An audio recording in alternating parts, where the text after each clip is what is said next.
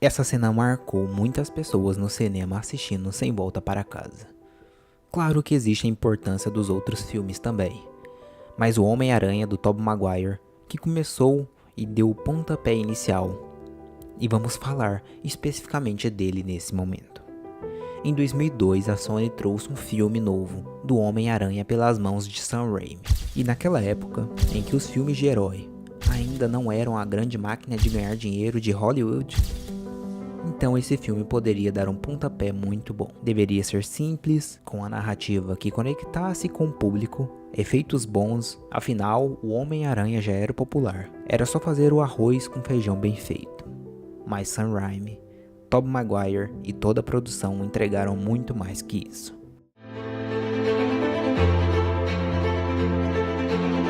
Tobey Maguire cresceu atuando dentro do cinema. Então a experiência de casa ele já tinha. Mas aqui era um personagem que já vinha com o peso da pressão popular. Além de ser um personagem que tem duas facetas, o Peter e o Homem-Aranha, mas Tobey Maguire consegue trazer a conectividade que muita gente na época tinha. Aquele rapaz brilhante na escola que não se dá bem com as garotas, um rapaz desconcertado, e essa parte do filme fez muito bem uma ponte com muitos jovens da época.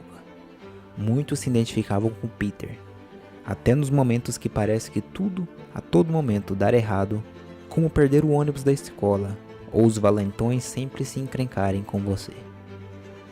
A identificação do personagem era clara. E aqui passamos para outro ponto. Willem Dafoe estava vindo como Duende Verde.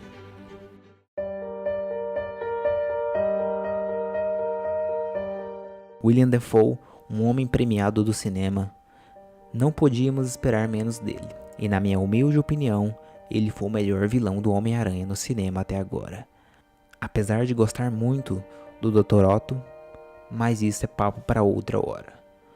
Will conseguiu trazer muito bem as duas personalidades do Duende Verde. Naquelas cenas em que ele mantinha o diálogo com ele mesmo, mas ele ficava alternando entre Norman e Duende, e você consegue diferenciar pela sua atuação qual é qual. Enquanto com Norman ele usava o rosto assustado e sem entendimento e uma voz mais fraquejada, com o Duende ele tinha aquela voz empoderada, confiante, os olhos mais fechados, a testa franzida e um sorriso que realmente remete ao vilão. A única crítica que tenho a fazer é que seu traje era todo fechado e perdemos muito da sua atuação. Se o traje fosse aberto igual ao Sem Volta para Casa, poderíamos enriquecer mais o filme com sua atuação multifacetada de caras e rostos.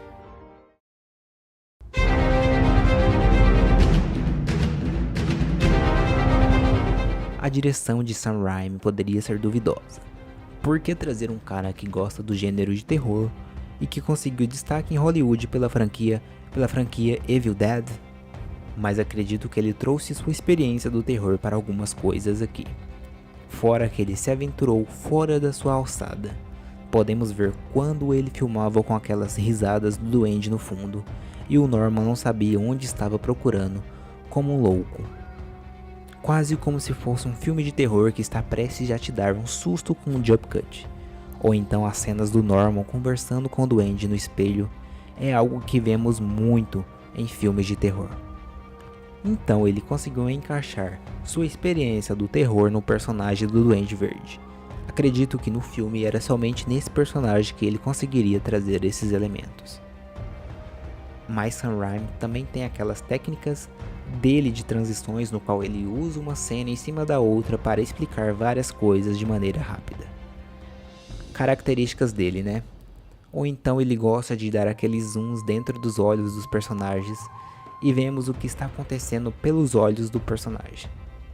Ele foi um bom diretor para esse filme. Na época poderia ter melhores, mas ele foi uma ótima escolha para o filme, entregou bastante.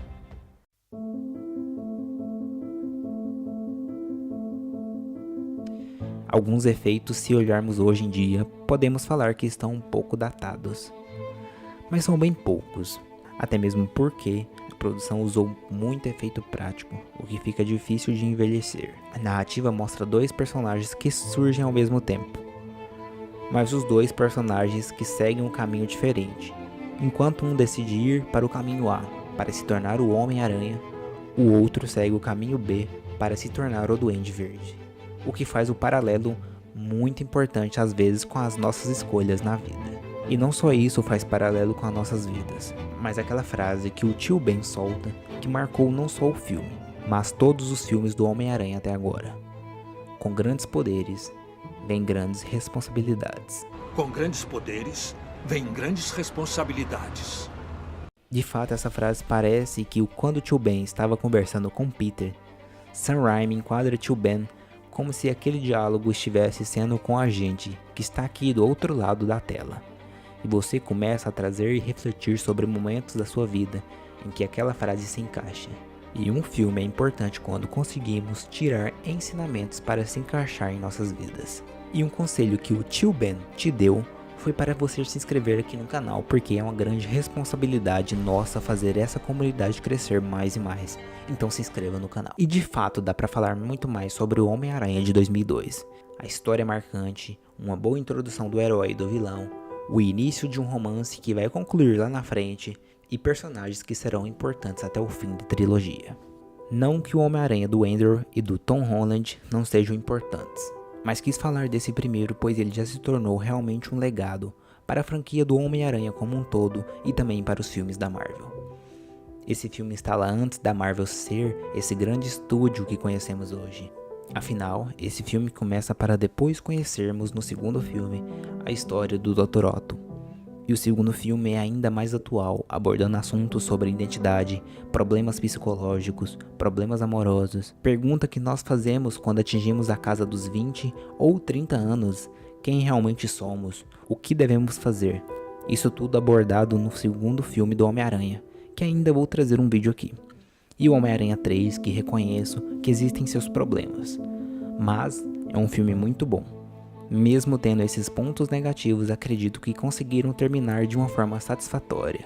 Poderia concluir a trilogia de forma fenomenal, mas diante dos problemas que tiveram ainda é um filme muito bom.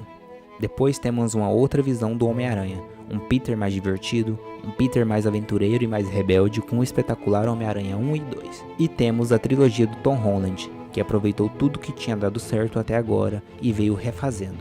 Claro que do jeitinho Marvel Studios de fazer. Quando pensamos em tudo que tivemos até hoje do universo de heróis, lembramos que o Homem-Aranha de 2002 com Tobey Maguire serviu de inspiração para os filmes da Marvel que temos hoje. Mas além disso, o Homem-Aranha se tornou o meu, o seu e o nosso amigo da vizinhança. Esse filme vem se tornando um legado devido à sua importância, devido ao ensinamento que deixou durante esses mais de 20 anos. Com toda certeza você tem alguma boa lembrança desse filme, algum ensinamento ou bate uma nostalgia só de lembrar dele. E lembrar que o tio Ben deixou seu legado no filme, dizendo apenas: com grandes poderes, vem grandes responsabilidades.